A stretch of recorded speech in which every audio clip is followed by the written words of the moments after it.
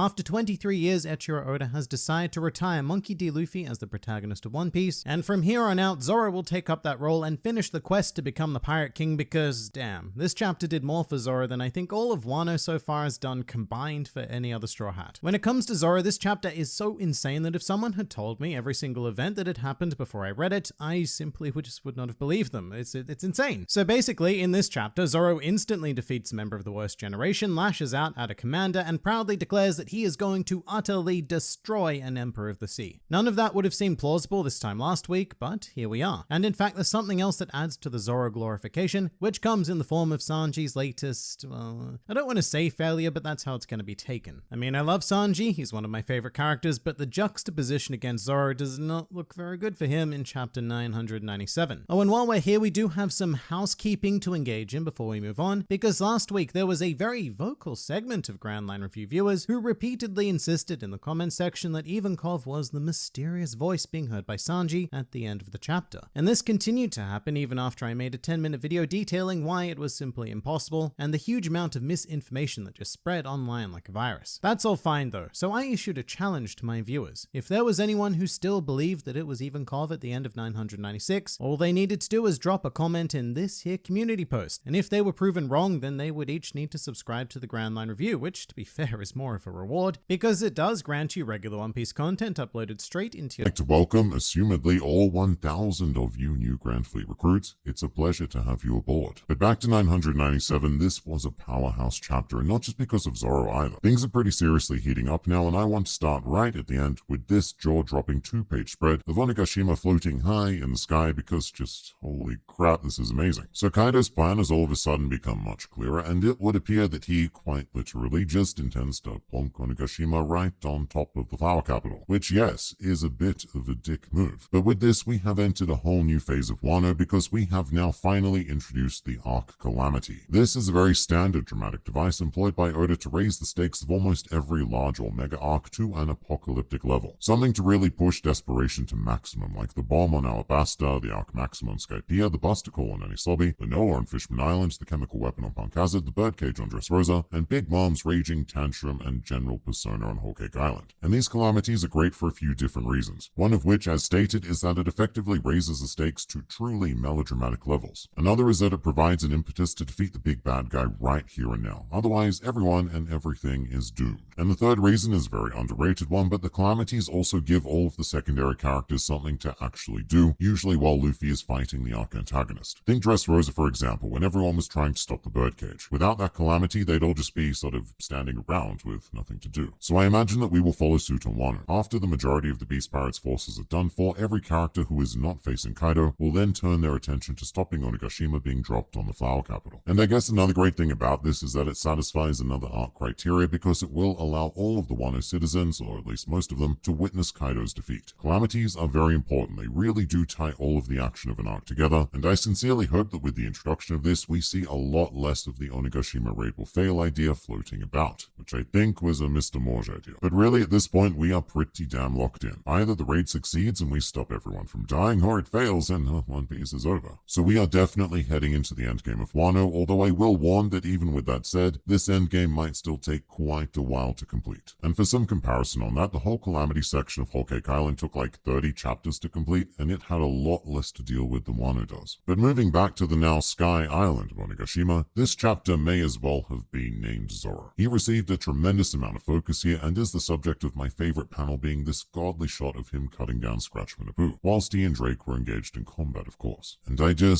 what can you say? Even Drake was completely caught off guard by this. It's a beautifully drawn panel signifying that Zoro is done with all of this crap. No more games. In fact, he did quite literally put a stop to Queen's game. But what really gets me though is the half-shaded face. I love this effect and it's almost never used in One Piece because it's a much lighter series aesthetically. So every time this more depth-filled shading is employed, it stands apart as completely unique. And I actually do think that most of my favorite panels in the series use this device, so I'll probably be remembering the Zoro one for quite a long time to come. And something else I also really enjoyed is that this whole scene was very similar to when we first met the Supernovas on Sabati. And back then, Drake was forced to break up a fight between Killer and Rouge. And now in this situation, Zoro was the cool-headed strike captain, decisively putting an end to the battle between Drake and Apu. Actually, cool-headed is probably the wrong way to describe him because I haven't seen Zoro this heated in quite some time, and perhaps ever, to be honest. And this jarring shift in personality did occur because Zoro saw Kiku's arm fall from the roof, which was a very nice touch. From this one arm, Oda has now managed to produce 2 pieces of grand action drama. A very fine use of a single limb indeed. But now I'm gonna say the thing that I've been saying a lot lately, but Zoro is just completely different in these last few chapters. My introduction to this video was only half joking because if you gave this chapter to anyone who knows nothing about One Piece, he looks like the main protagonist, and his laser-like focus on taking down Kaido gave me chills, in the exact same way that it would if Luffy had made that declaration, which he has, and so I can confirm. And look, I'm not saying that Zoro has or will have Conqueror's Haki, however, this is exactly the kind of attitude that all Conqueror's Haki wielders display, this tendency to just rise to the top. And if classic second-in-commands like Katakuri and Silver's Rayleigh can use it, then why not? Really, the only thing that would be stopping that thought is the fact that Zoro is subservient to Luffy, but there is plenty of precedent around that. And just as a quick side note, being played directly against Zoro's extreme seriousness is the extreme ridiculousness of Queen. I love Queen. Best member of the Beast Pirates hand down, without a doubt, and seeing his face react to Zoro talking about Kaido absolutely made my day, even more so than seeing Zoro take down Apu. And it's a very subtle effect that Queen has, but his goofiness is what makes the scene as good as it is. If this was just Zoro being a badass, everything would be kind of one note. But having these tiny bits of comedy break things up is just enough for some nice flavor. And I think a lot of authors are afraid to do stuff like this, like they don't want to risk ruining the moment with a gag, which can happen, but Oda is an absolute master of this device. Now with Scratchman Apu being cut down, I haven't checked on fan reactions as of yet, but this is a pretty serious victory for Zoro, being the second member of the worst generation he's just sliced to pieces, and a captain this time as well.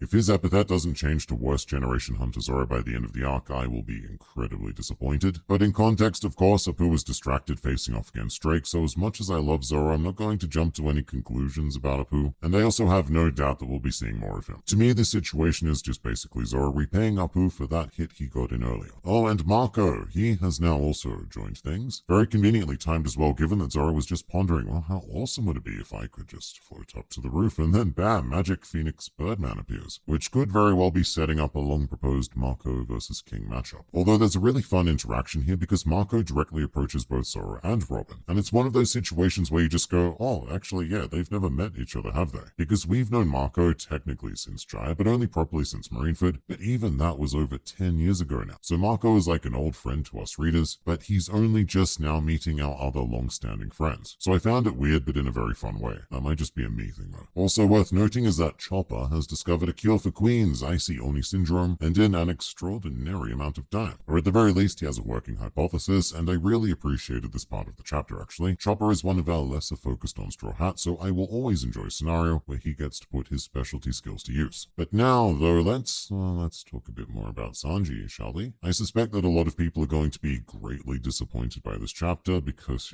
we do have a member of the monster trio falling for a stupid trap due to his greatest character flaw. And my only response is, I don't know what you expected. We're now 997 chapters into the series, and Sanji has consistently been used for gags like this. And sure, the timing is kind of odd. We have this super serious battle against 2 of the 4 emperors happening all around us, but it's not as if Sanji just abandoned Luffy to see a naked woman or something like that. He genuinely did it because he thought someone was in trouble, and his heightened perverted senses just informed that scenario in his mind. So at the very least, he got caught for chivalry and not being a lecherous fiend. I don't mind that, to be honest. I don't mind that at all. The only reason I'm kind of sad is because I like the Luffy Jinbei Sanji trio that briefly formed, although the Luffy Jinbei duo is pretty great as well. And just regardless of what side you land on in the Zoro versus Sanji debate, Oda does not hate Sanji. I have a whole video detailing why this is, reason why he is by far the most well-explored Straw Hat post-time skip, so do check that out. And as a result, yeah, I think he can certainly afford to become embroiled in a bit of shenaniganry here. Don't worry, Sanji, Zoro is going to take care of everything. I would also like to point out the cover page for this week, which features Sanji, although the situation is kind of like an allegory for the events of the chapter itself. The Zoro-like raccoon thing is focused on nothing but the task at hand, while Sanji is being perpetually distracted, which is essentially exactly what happened in 997. Zoro gained focus, Sanji lost focus. And this week we also had the experience of 2 new Smile users being introduced, and I have to say I'm not really feeling these guys. I mean, Poker does look kind of cool, but compared to the sheer glory that is Fortrix, these guys are nothing. So moving to the brief Yamato section now, this mainly served to show us that there is no escape from Onigashima. However, I also like to look at it in the reverse as well. Now, there is also no entry to Onigashima. So this ensures that there is unlikely to be any interference from the Big Mom Pirates or reinforcements from the Straw Hat Grand Fleet or the Revolutionary Army or whatever other fantasy force people like to place on Wano. To me, this signals that this is it. Like when the birdcage formed on Dressrosa, we knew everyone within the cage were now the established players of the established game. So everyone present on Onigashima right now is probably it. If new characters are introduced, I suspect they'll just be random Smile users like the 2 that we saw in this chapter. But otherwise, it looks like all of our pieces are finally set up. It took close to 100 chapters to do it, but the Wano stage is now ready for action, and that is incredibly